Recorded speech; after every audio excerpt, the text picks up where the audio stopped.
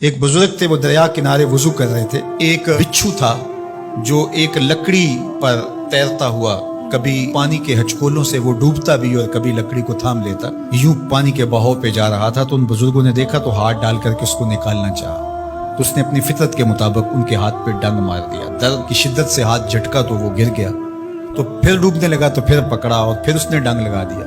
7 مرتبہ اس نے ڈنگ مارا اور آپ اس کو نکال کے 8ویں مرتبہ باہر نکالنے کی کوشش کر رہے ہیں۔ تو مرید نے کہا جو پاس بیٹھا تھا، حضرت یہ بار بار آپ کو ڈنگ مارتا ہے اور آپ اس کو نکالنے کے لیے کوشاں ہیں۔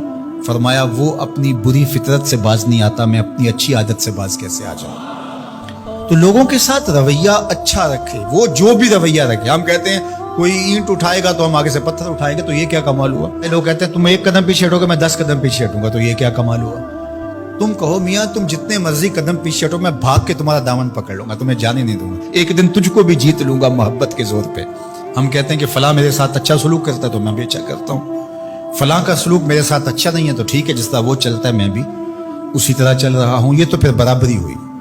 اگر کوئی برائی کے ساتھ معاملت کرتا ہے تو آپ بھی اس کے ساتھ ایسے ہی کرتے ہیں، تو برائی میں برابر ہے۔ اور اگر آپ کے ساتھ کوئی اچھا سلوک کرتا ہے تو آپ بھی اس کے مقابلے میں اچھا کرتے ہیں، تو پھر بھی آپ برابر ہیں، لیکن اچھائی میں برابر ہے۔ تیسری صورت یہ ہے کہ کوئی آپ سے اچھا سلوک کرتا ہے اور آپ اس سے برا سلوک کرتے ہیں، یہ بدترین صورتحال ہے۔ اور سب سے بہتر صورت کیا ہے کہ کسی کا رویہ تلخ بھی ہو، کسی کا انداز نامناسب بھی ہو، کوئی آپ کے ساتھ برا سلوک بھی کرتا ہو لیکن آپ اس کے ساتھ اچھا سلوک کرتے ہیں۔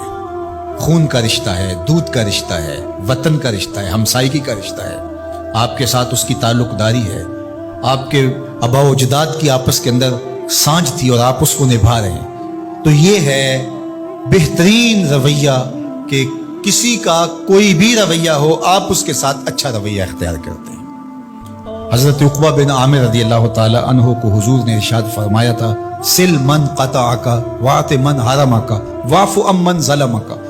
اے عقبہ بن عامر، جو تجھ سے تعلق توڑے تو اس سے تعلق جوڑ، جو تجھے محروم رکھے تو اس کی جھولیاں بھر دے، اور جو تیرے پہ زیادتی کرے تو اس کو معاف کر دے، اس سے درگزر فرما۔ یہ بہترین کردار ہے جس سے ایک اچھا ستھرا پاکیزہ اور مناسب معاشرہ ترتیب پاتا ہے اور ترکیب پاتا ہے۔ تو میرے اور آپ کے آقا و مولا نے ہمیں یہ تلقین کی، بلکہ فرمایا جو یہ چاہتا ہے کہ اس کی عمر میں برکت ہو اور رزق میں اضافہ ہو، وہ رشتہ داروں کے ساتھ سلوک اچھا کرے۔ یہ راز ہے عمر میں برکت کا اور رزق میں اضافے کا۔ رشتہ داروں کے ساتھ اگر سلوک اچھا کرو گے تو تمہاری عمر میں بھی برکت ہوگی، تمہارے رزق میں بھی برکت ہوگی۔ تو ہمیں یہ تلقین کی، رشتہ دار تو دودھ یا خون کی سانجھ سے رشتہ دار بنتے ہیں، کوئی عام انسان بھی ہو، ہمیں تو ان کے ساتھ بھی اچھا رویہ اختیار کرنے کی تلقین کی گئی۔ حتیٰ کہ آپ کے دین پر نہ بھی ہو تو آپ کی ہمسائیگی میں بستا ہے، مستامن ہے، ذمی ہے، تو اس کے ساتھ آپ کا سلوک اچھا ہوگا۔ آپ کا دین آپ کو یہ سکھاتا ہے۔ شیخ سعدی بولے، شنیدم کے مردان راہ خدا، دلے دشمنا ہم نہ کردن تنگ، تو را کہ میسر شودی مقام کہ با دوستانت خلاف است و جنگ۔ میں نے سنا ہے کہ جو اللہ کے بندے ہیں وہ تو دشمنوں کا دل بھی نہیں دکھاتے۔ تجھے تصوف کے مراتب رفیع کیسے نصیب ہو سکتے ہیں؟ تو اپنوں سے جنگ چھڑ کے بیٹھا ہے، تو اپنوں کے گریبان پھاڑ رہا ہے، اپنوں کی پگڑیاں نوچ رہا ہے، اور تو اپنی رشتہ داریوں کو توڑ رہا ہے، تو اپنے ہم منصبوں کے ساتھ الجھاؤ میں مبتلا ہے، اپنے ہم مسلکوں ہم مشربوں کے ساتھ تیرا الجھاؤ چل رہا ہے، تیری لڑائی چل رہی ہے۔ تجھے کیسے مرتبہ اور باطن کا نور اور اندر کا اجالا نصیب ہوگا؟ جو اللہ کے بندے ہیں وہ تو دشمنوں کا بھی دل نہیں دکھاتے۔ انسان تو انسان رہے، وہ تو جانوروں کے ساتھ بھی رویہ اچھا رکھتے ہیں کہ یہ اللہ کی مخلوق ہے۔